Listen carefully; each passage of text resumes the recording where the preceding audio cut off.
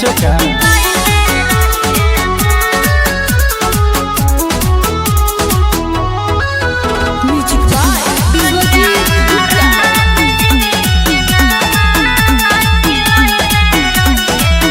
बनत रहे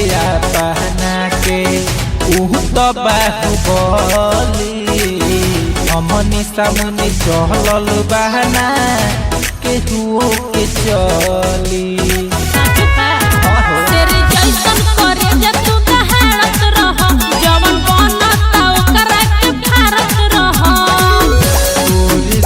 बतैनी बात छुपैले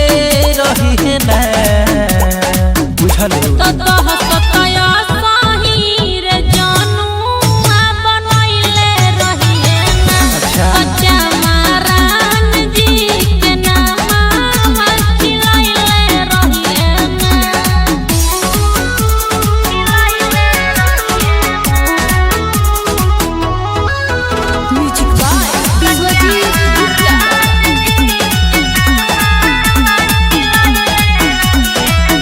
हमारा हो जात पर जे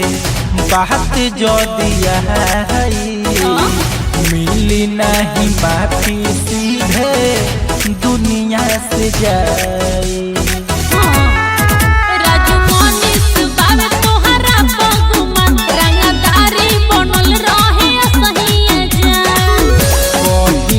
न केहू से कुछ दबैले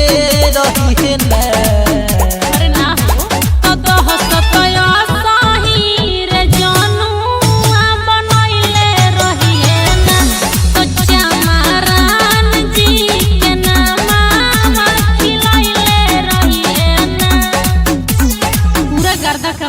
साचो का।